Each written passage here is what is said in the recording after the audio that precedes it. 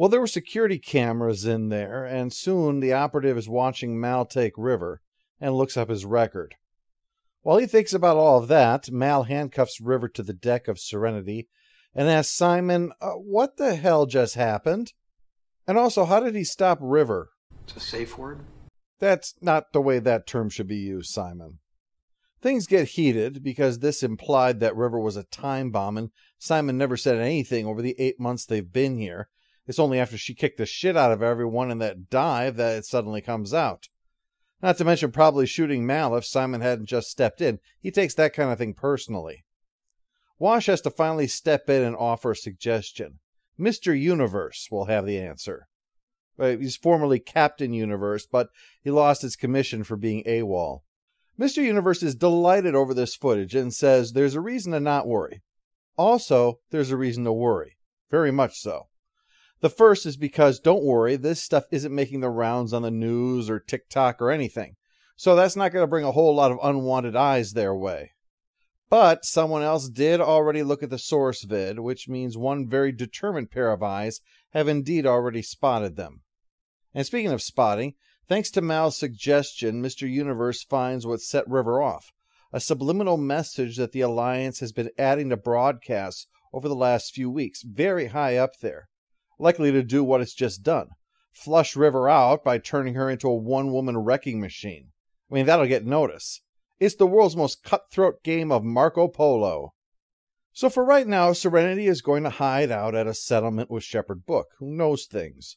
Like how the Alliance is reacting says that this is not going to be what Mal is expecting them to do. Another bunch of soldiers on big ships. No. They're going to send in an operative, he says. And that's a problem because an operative is a true believer, he says. I mean, not like a follower of Stan Lee. He's a big believer in a cause or something. An operative will do anything, even an action that they would otherwise condemn, because they would believe that in this case, doing it is right. And speaking of doing it, Mal and Inara. Is this a bad time? No, 3 hours of sleep is way more than anyone needs anyway.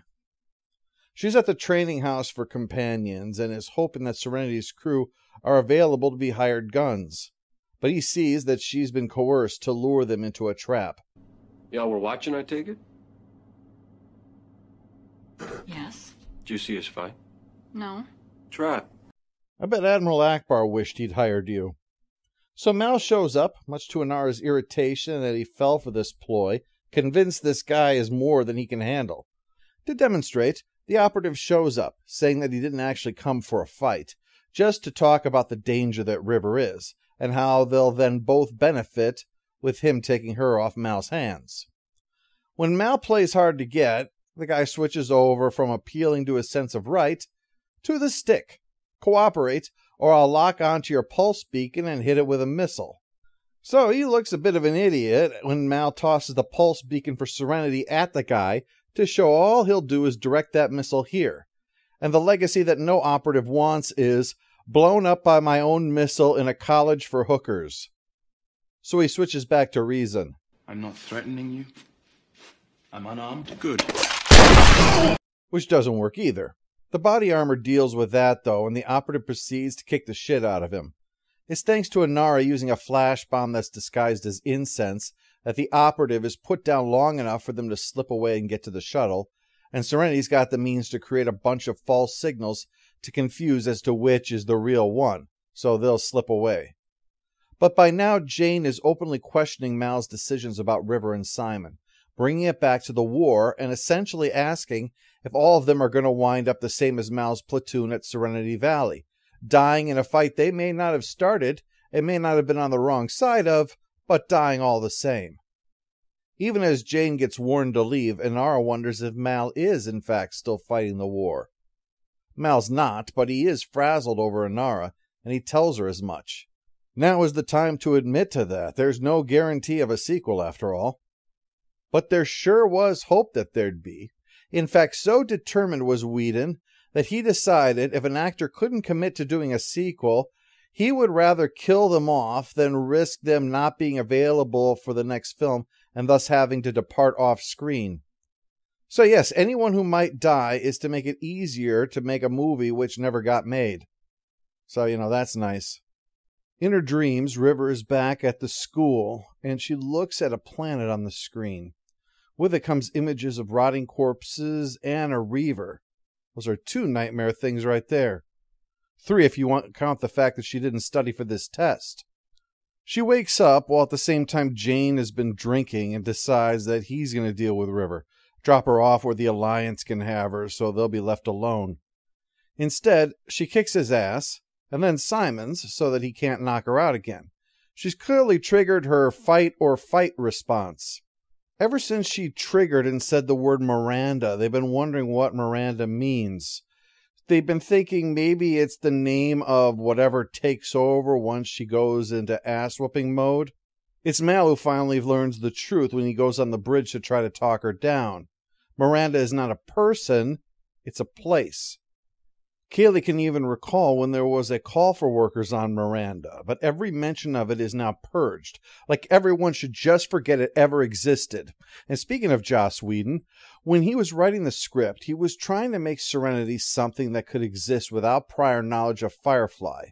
It was why Firefly wasn't in the name of the film at all.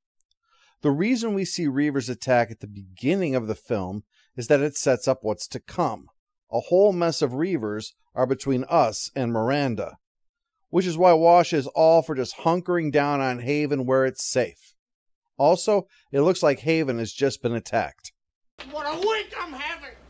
They land and see that this wasn't Reavers, and also, to their horror, they discover that Ron Glass was a highly prolific actor who was always in demand. So I'm afraid to say, Shepherd Book has been mortally wounded.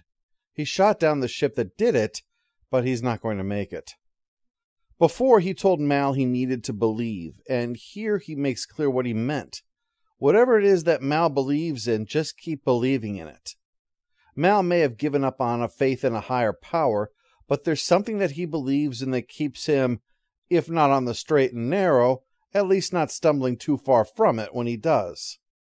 Book wants him to believe in that, to believe that he is a better man than he believes that he is. Well, Zoe figures out that this wasn't a lucky guess. You don't have to know where someone is going if you know every place that they ever go, and then just kill everybody there and then wait for them to show up. Fugitives hate this one weird trick. They try to warn all of their friends, but it's too late. The Alliance has butchered all of them. You should have taken my offer. Or did you think none of this was your fault? Remember way back at the beginning? The definition of a hero is someone who gets other people killed. But also remember Zoe speaking to Mal in that hall about the guy that they left behind down there. That in the old days, they'd never have left someone behind. Mal's only answer was, maybe that's why we lost, meaning Serenity Valley. And now he's refusing to leave someone behind, and as Jane points out, it's Serenity Valley again. It's getting other people killed because we refuse to leave someone behind, to be the hero, the one Shepherd Book believed in and told Mal to believe in too. Now other people have died for that heroism, as Jane feared it would. This isn't to say that I hold Serenity's crew or Mal to blame.